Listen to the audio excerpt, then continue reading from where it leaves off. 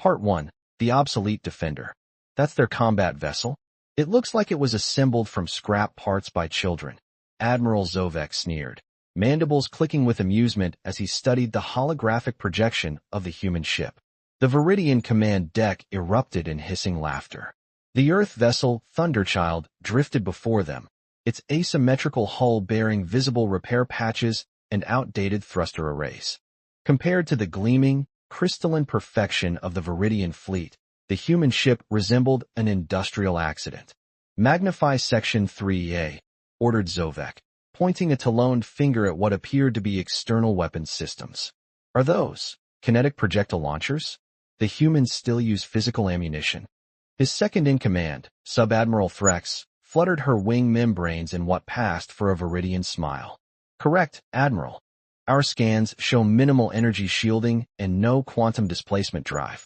Their most advanced system appears to be a rudimentary FTL engine barely capable of achieving light speed. And this is what they send to protect their frontier colonies? Zovek's compound eyes glittered with predatory anticipation. The consensus was correct to authorize this incursion. Humans are primitive, their resources ripe for harvesting.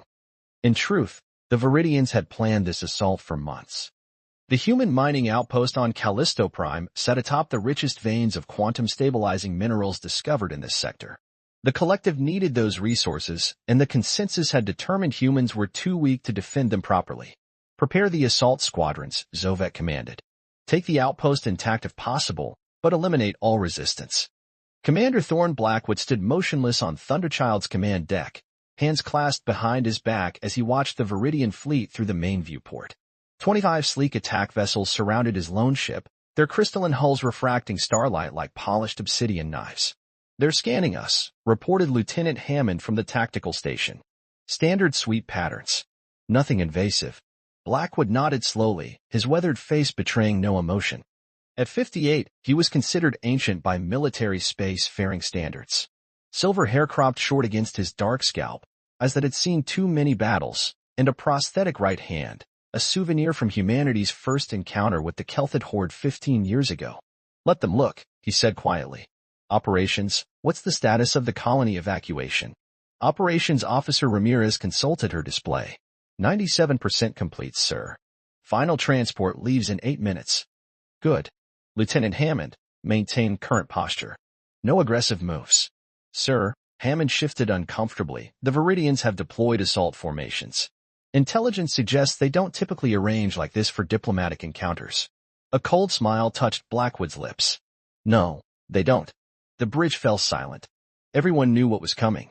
The Viridians had been expanding aggressively for years, taking what they wanted from less advanced species or those they perceived as weaker. Now they had turned their attention to humanity's outer colonies. Commander, the communications officer called out. Incoming transmission from the Viridian flagship. On screen, Admiral Zovek's insectoid face filled the main display, compound eyes gleaming with disdain. Human vessel, the translator rendered his clicking speech into English. Your presence is noted. The Viridian Collective now claims this system under right of superior civilization. Your mining colony will be repurposed to serve the greater needs of the Collective. Remove your obsolete ship or be destroyed. Blackwood stepped forward. Admiral Zovek, Callisto Prime is a recognized human territory under the Galactic Charter. Your presence here constitutes an act of aggression. The Charter protects civilizations capable of defending their claims, Zovek replied dismissively. Your species barely qualifies.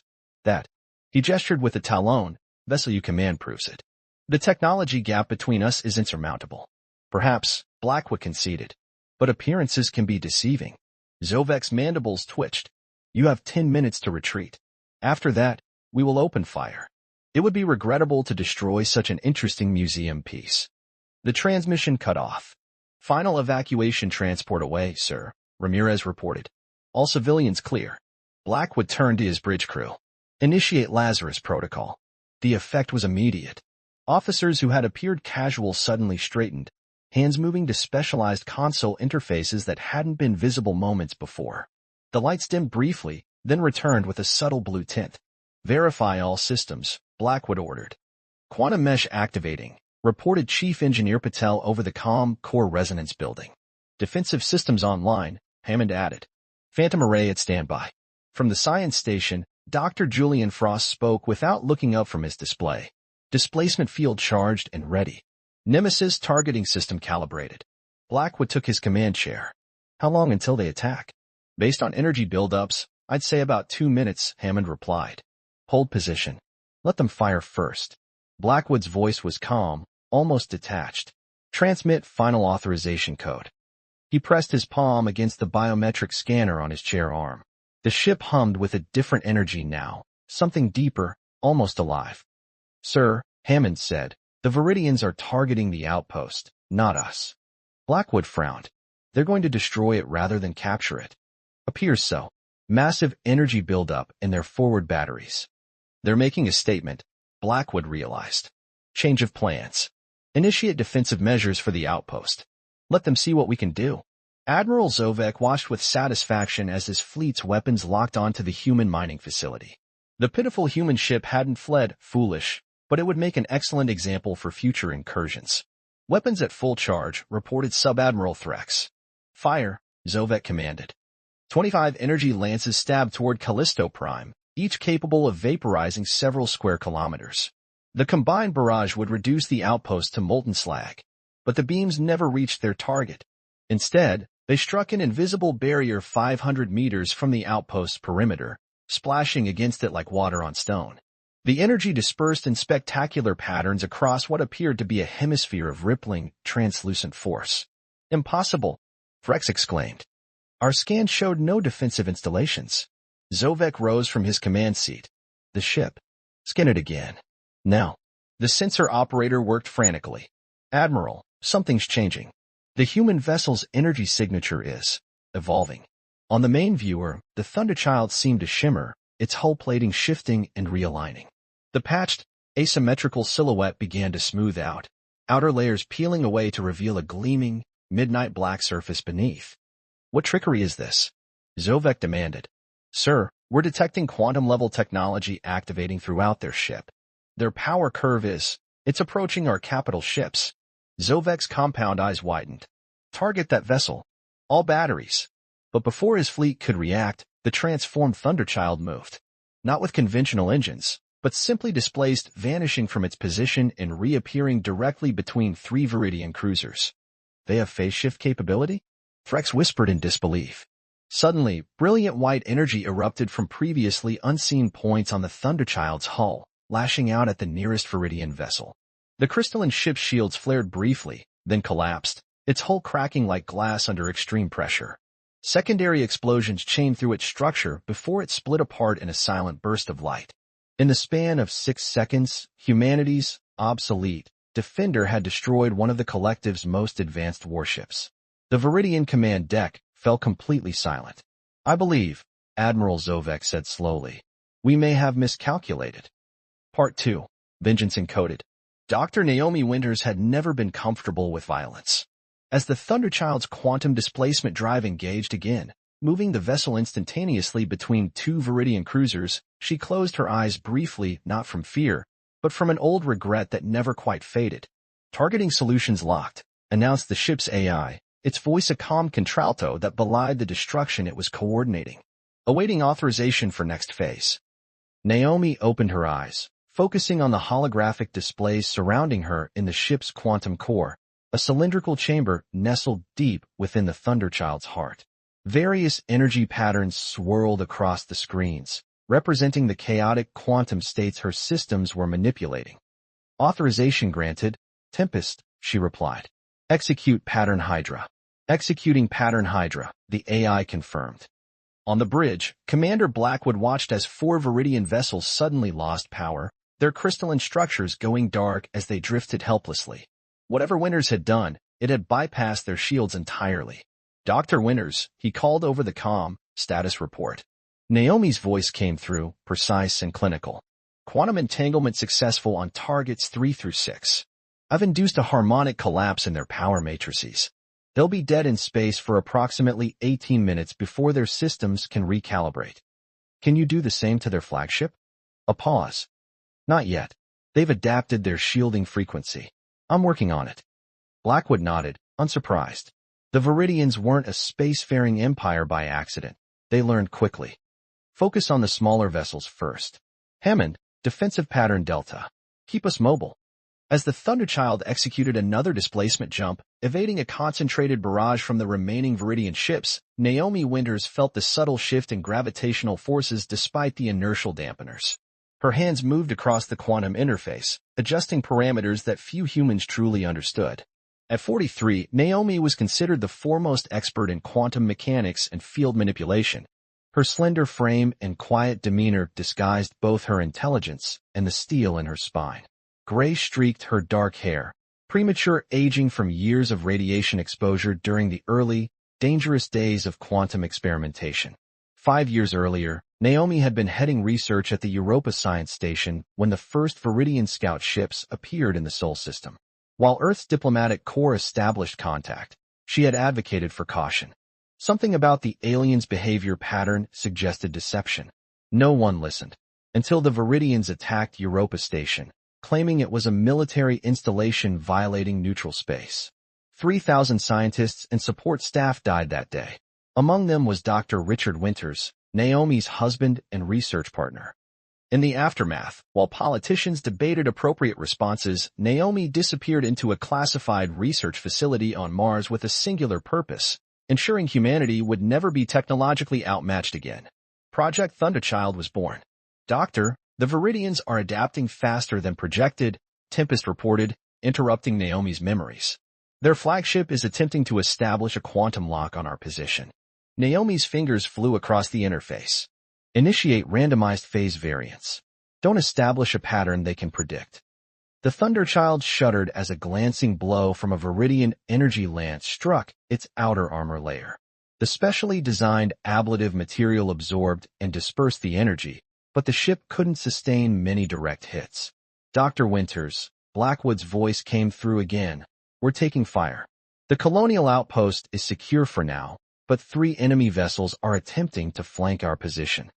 I see them, she replied, studying the tactical display. Commander, I need 2 minutes to reconfigure the Nemesis array. Can you give me that? We'll try. Hammond, evasive pattern Zeta. The Thunderchild lurched again as Hammond executed the maneuver, narrowly avoiding a concentrated volley that would have overwhelmed their defenses.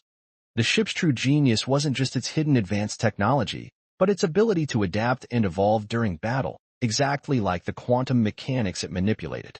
Inside the quantum core, Naomi worked with practiced precision. Nemesis, neutralizing electromagnetic matrix and energy subversion integrated system, had been her most ambitious creation. The system could, theoretically, turn an enemy's energy weapons against them by creating a quantum tunnel that redirected the attack back to its source. It had worked flawlessly in simulations, but had never been tested in actual combat. Until now. Tempest, initiate Nemesis calibration sequence, she ordered. Calibration initiated, the AI responded. Warning, power requirements will leave defensive systems at 30% capacity during reconfiguration. Acknowledged. Proceed. As the system began its complex realignment, Naomi opened a private channel to Commander Blackwood. Thorn, I need you to provoke their flagship into firing its main battery directly at us in approximately 90 seconds. Blackwood's voice was tight with tension. That's a heavy request, Naomi. Their main battery could vaporize us if your system fails. I know. Her voice softened slightly.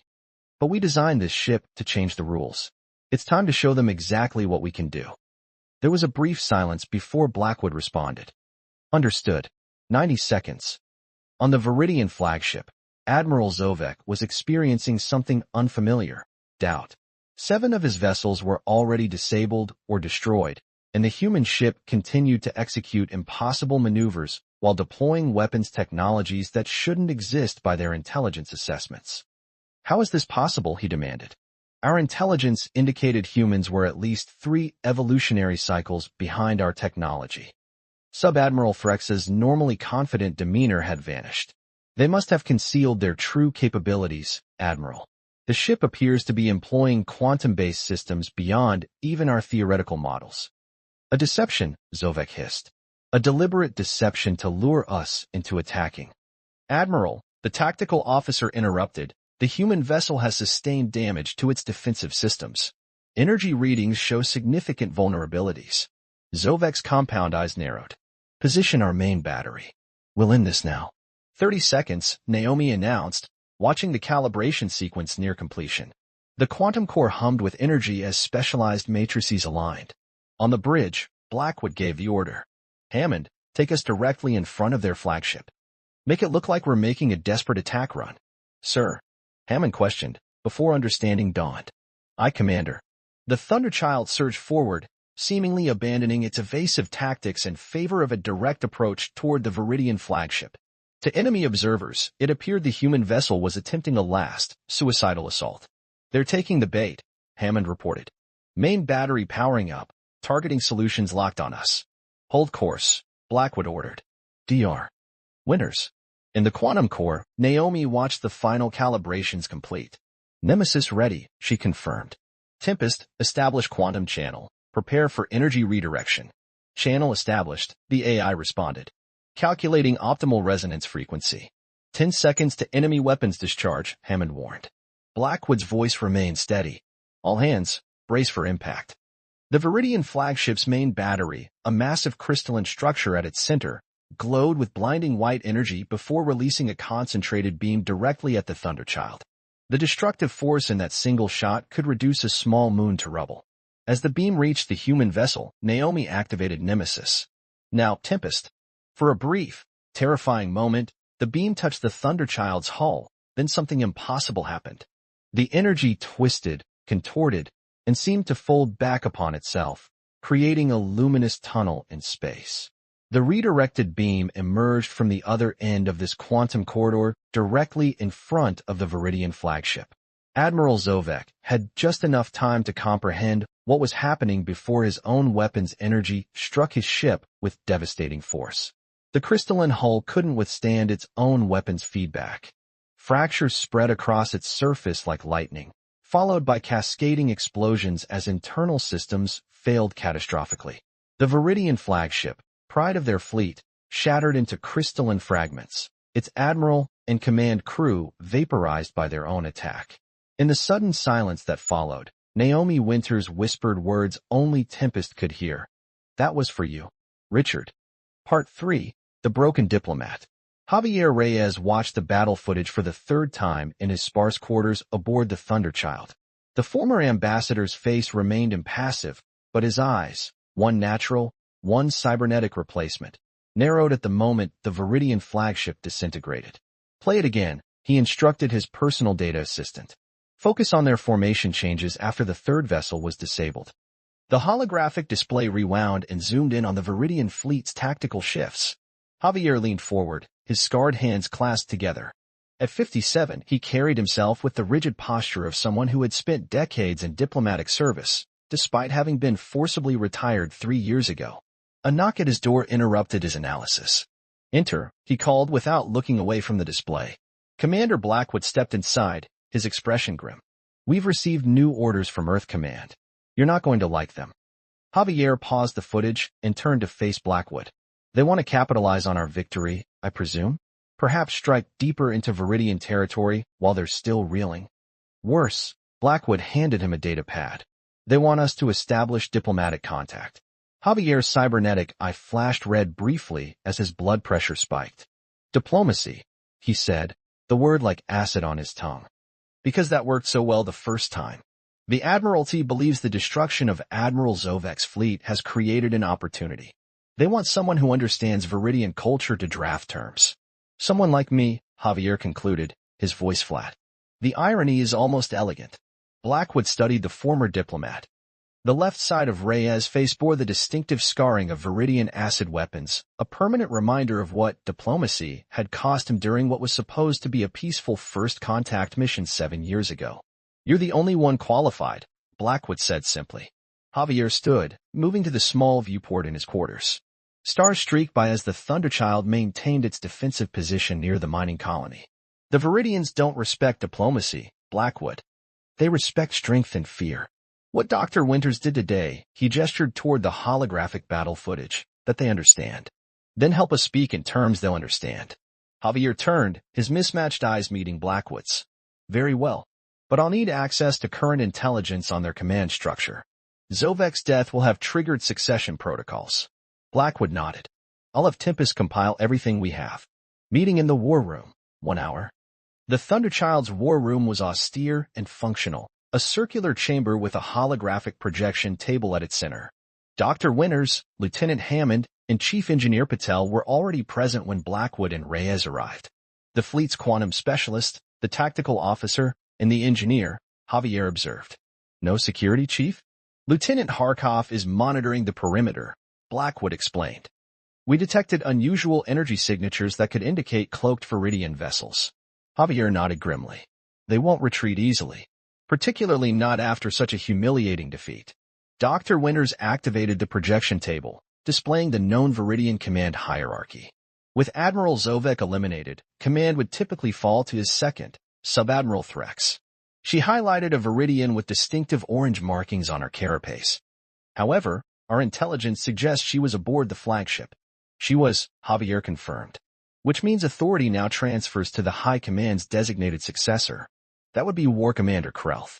The hologram shifted to display another Viridian, this one with a heavily armored exoskeleton and multiple battle scars evident on his chitinous face. Krelth is a hardliner, even by Viridian standards, Javier continued.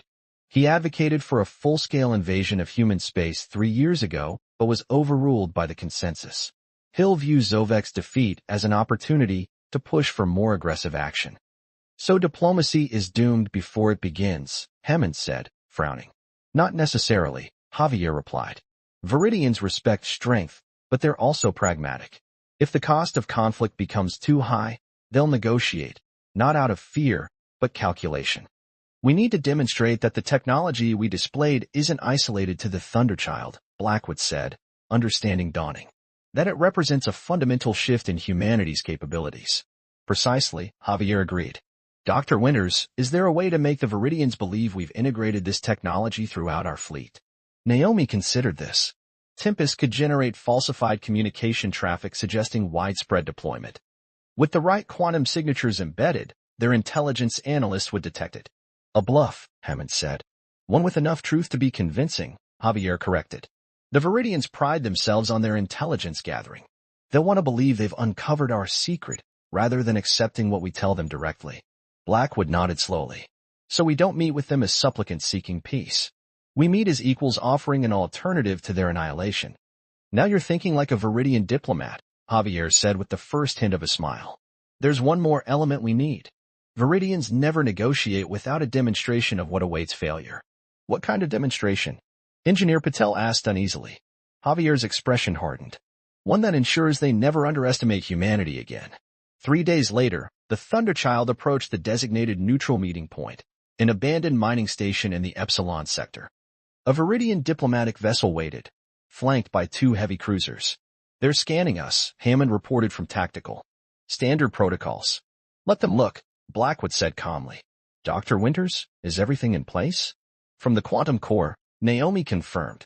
The Nemesis array is configured exactly as we discussed.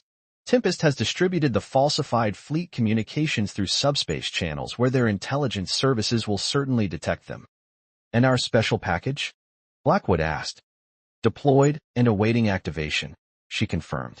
Javier Reyes stood on the bridge in formal diplomatic attire, his first time wearing such garments since the attack that ended his career. The scars on his face seemed more pronounced against the stark white of his uniform. Opening communication channel, Hammond announced. The view screen activated, revealing War Commander Krelth in all his armored glory. The Viridian's compound eyes glittered with barely contained hostility. Commander Blackwood, Krelth's translator rendered his clicks and hisses into English. The consensus has authorized me to discuss terms following your unprovoked attack on Admiral Zovek's peacekeeping force. Javier stepped forward. War Commander Krelth, I am Ambassador Reyes representing United Earth. Let us dispense with fiction. Your fleet attempted to seize a human colony and was defeated. Krelth's mandibles twitched in what Viridian body language experts would recognize as surprise. Ambassador Reyes. Reports indicated you were no longer in service. I've been recalled for this specific negotiation, Javier replied smoothly. Before we proceed, there is something you should witness. He nodded to Blackwood, who gave a subtle signal to Dr. Winters. Deep in the quantum core, she activated this special package, a modified Nemesis device they had secreted near the largest of the 3 Viridian moons during their journey to the meeting point. On the view screen, Kreltha's attention shifted as an aide urgently communicated something. In the background of the transmission, alarms began to sound. "What have you done?" Krelth demanded, mandibles clicking rapidly in agitation. "Simply a demonstration," Javier replied calmly. "Please observe your sensor readings of your homeworld's 3rd moon." The moon in question, a barren, uninhabited rock roughly a quarter the size of Earth's moon, was beginning to glow from within.